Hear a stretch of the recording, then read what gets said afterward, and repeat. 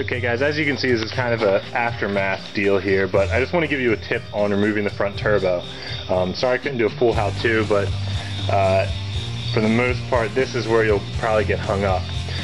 One thing is the front oil return line, you're not going to be able to get to both of the bottom bolts because of the motor mount bracket right here. And I actually just found one of my crush washers there. I'll grab that in a second. So what you have to do is have to unbolt from the oil pan. And what I recommend doing, come down here. Sorry for the shaky camera, but it's the only way to touch all these subjects real quick. Is this bracket right here. So you have 2 bolts that go into the transmission and 2 bolts up here that go into the block. Take those apart so you clear enough space for the top one, because you need to get straight on those bolts. For some reason they have the real thin head. Let me show you here.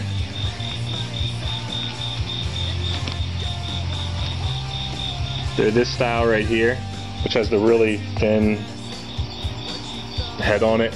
So you want to make sure you don't strip those as you're trying to do it. So take those bolts, take that bracket off so you can get at it straight in this way. The next thing, once you get all these bolts off, again, pull out the radiator and the fans. Essentially you can pull the radiator with the fan still attached. It'll give you enough space to work with here. But once you break off all of these 4 bolts here, you also want to disconnect the 17mm that's on the bracket I'm pointing to back in here, right in front of my finger there. And that bolt is right back here.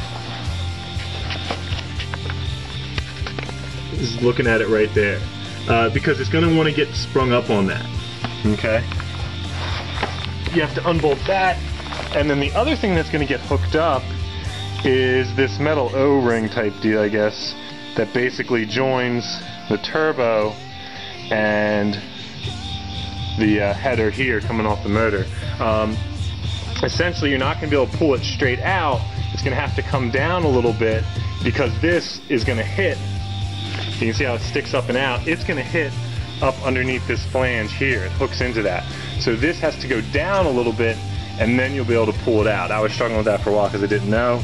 Other than that, again, just disconnect your coolant supply and return lines, and the oil supply line up top. Again, there's a crush washer on, and it basically, the crush washer goes in between the mating surfaces.